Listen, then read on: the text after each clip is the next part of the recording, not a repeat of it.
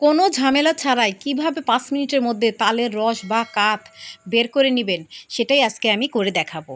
আসসালামু আলাইকুম, hello viewers, welcome to my channel. কেমন আছেন সবাই? নিশ্চয়ই খুব ভালো আছেন। আপনাদের দোয়া ও অনুপ্রেরণায় আমিও খুব ভালো আছি। তাই আজকে হাজির হয়ে গেলাম আবার নতুন আরেকটি ভিডিও নিয়ে।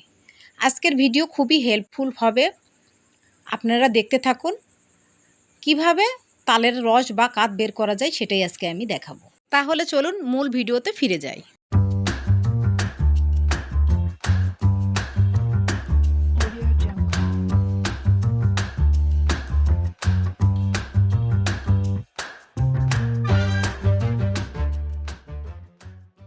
এখানে আমি একটি তাল নিয়েছি।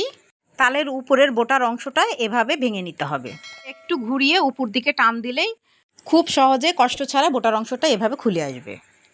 এরপর তালটাকে ছিলে নিতে হবে, মানে উপরের খোসাটা ছাড়িয়ে নিতে হবে। ঘুরিয়ে ঘুরিয়ে তালের পুরো খোসাটা আমি ছাড়িয়ে নিয়েছি। এবার হাত দিয়ে তালটাকে ভেঙে ভাগ করে নিব, আর মাঝখানে যে শক্ত শক্ত অংশ থাকে সেগুলো ছিঁড়ে ছিঁড়ে ফেলে দেব। একটি তালের 3টি বীজ রয়েছে। তালের বীজ 3টিকে আমি ভাগ করে আলাদা করে নিলাম। এই বীজগুলোর উপরে হাফ চামচ লবণ ছিটিয়ে দিলাম। হাত দিয়ে ভালোভাবে মাখিয়ে দিচ্ছি। রেস্টে রেখে দেবো 10 মিনিটের জন্য। 10 মিনিট পর ফিরে আসলাম। তালগুলো খুব সুন্দর নরম হয়ে গিয়েছে। এবার আমি একটি স্টিলের বোল নিয়ে নিয়েছি এবং একটি ঝাঁকা নিয়ে নিয়েছি। এবার তালগুলো আমি ঘষে ঘষে তালের থেকে রস বা কাত আলাদা করে নিব। আমি তালের বীজের উপরে কোনো প্রকার কোনো পানি ইউজ করিনি। দেখুন কেমন ঘন কাত বের হচ্ছে। ঘষে ঘষে পুরোপুরি সাদা করে কাত বের করে নিব। যতক্ষণ না তালের বীজটা সাদা হচ্ছে ততক্ষণ ঘুরিয়ে ঘুরিয়ে ঘষে ঘষে নিব। আমি একেবারে ঘষে ঘষে সাদা করে নিয়েছি। দেখুন একটি তালের বীজ থেকে এই পরিমাণ তালের কাত বেরিয়েছে। আমি মোট 2টি তালের 5টি বীজ ঘষে ঘষে এভাবে কাত বের করে নিয়েছি। এটা একটা খুবই সহজ পদ্ধতি, খুব সহজে ঝামেলা ছাড়াই তালের কাত বের করে নেওয়া যায়। আমার কাছে এই পদ্ধতিটাই খুব সহজ মনে হয়। এভাবে তালের কাত বের করে নিলে তালের কাতগুলোকে আলাদাভাবে আর ছেঁকে নিতে হয় না। একেবারে মনে হয় যে ছেঁকেই বের হয়েছে, কোনো প্রকার কোনো আঁশ থাকে না।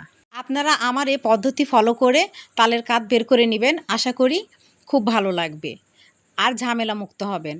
আর এত ঘন তালের কাত বেরিয়েছে যে বলার বাহিরে, চামচ থেকে দেখুন পড়ছে না।